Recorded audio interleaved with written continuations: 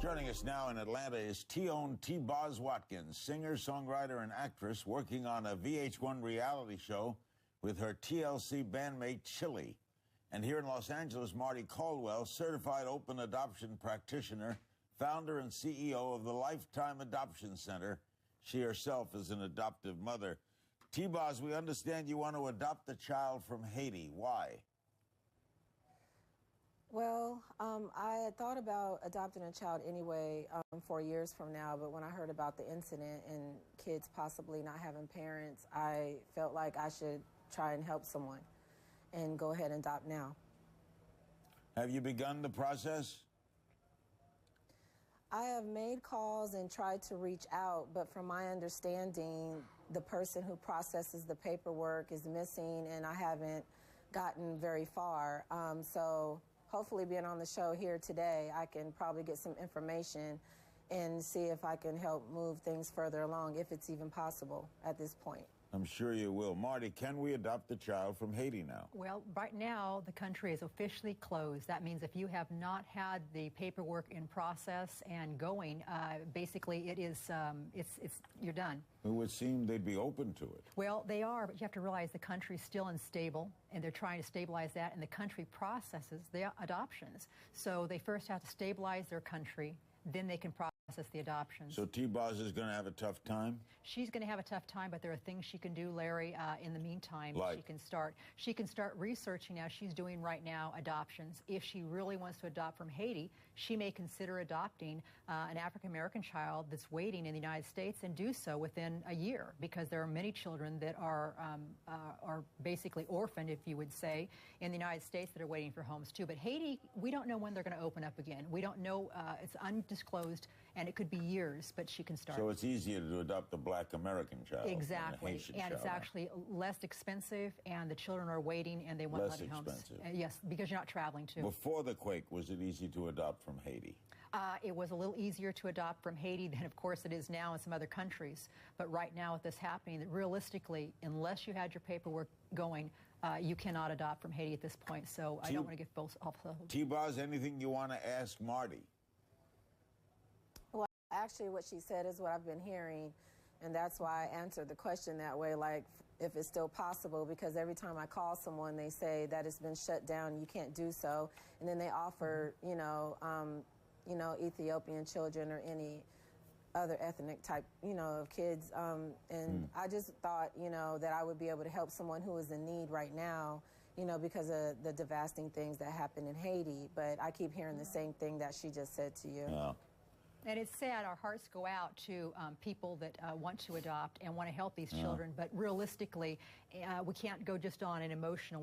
This is a lifetime commitment. Let's take a call. Salina, Ohio. Hello. Hello. Hi. Hi, Larry. Thank you for having me on the show. Sure. I'd like to express some concern about, when we're talking about, long-term programs and everything. I think it's wonderful. I think it's amazing what the groups are doing already down there that have been there for years. But my concern is in the next 6 months. We're talking a short-term, long-term process here where the kids, I know there are not enough places for these kids to go right now in Haiti, and they're not all accounted for yet. But as they're being accounted for, couldn't there be a cooperative effort in the United States and other countries who are willing to accept these children into a type of fostering program that may or may not go into adoption, but that these kids could be cared for, they could be educated, that they are not homeless, that they are nurtured. That sounds like a great idea. It does, and they are working on some type of format like that. Could lead later to adoption. Yeah, exactly. In Florida, they're trying to develop a plan where the children could be taken care of medically and psychologically. T-Boz, would you foster a child? Would you foster a child before you could adopt? Yes, I would love to. I just want to help in some kind of way.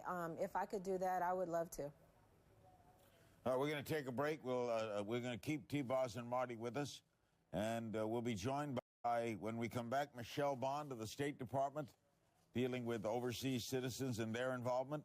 And also we'll meet the president of Knightsbridge International, a nonprofit dedicated to humanitarian assistance. Right back.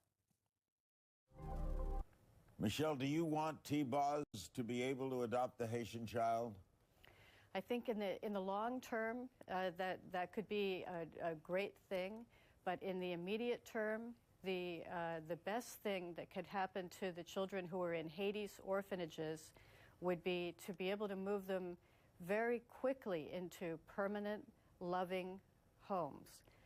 And the adoption process is a very long one. There are things that could be done to assist, for example, very, very poor, the poorest of Haiti's families, and that's the poorest country in the Western Hemisphere, put their children into orphanages just so that they'll be fed and clothed and cared for, because these families are too poor to do it. If we could help them bring their kids home from orphanages and raise them themselves, if we could provide the support they need, then you could move thousands of children into permanent homes with their own families. Thanks, Michelle. Dixie, if you've been watching or listening to the show, what advice do you have for T-Boz, who apparently now cannot adopt while there's this hold on in Haiti, who wants to adopt? What advice do you have for her? I'm hoping that Haitian adoptions will start up again, but we're going to have to.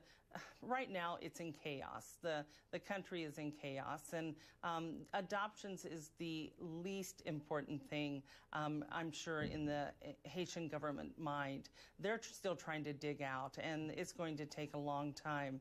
There are orphans in orphanages that were there before the earthquake that still will be for adoption, and she can contact different orphanages to find out if they've got children. The children that I've got that have come in since the earthquake, we're calling them displaced children. They are not orphans until it's proven that they are orphans. So our top priority is to get photos of the children, take them to the Haitian social services, to the hospitals, and ask for the parents. We figure that's where the parents are going to look first. Marty, is there any, do you ever deal with Dixie? I haven't worked with Dixie, no. I think that she's right, though, that, do the research ahead of time, find out, so when it does open up, the people that want to adopt have to have the paperwork, they've got to put in it. Is there hope for T-Boz? I think there is. I think that if she does her homework now and she wants to really, truly adopt, I believe it can happen, but it may take a few years. T-Boz, I got an idea. Why don't, Dixie, are you going back to Haiti? I am. I leave tomorrow, thank heavens, and I'm staying. I don't have to come out again for a while. T-Boz, my idea, this just off the top, contact Dixie Bickle at the God's Little Angels Orphanage in Haiti. Call her and see what she might be able to do for you, T-Boz, and maybe we can work something out here. Thank you. I will try. I'm not going to give up.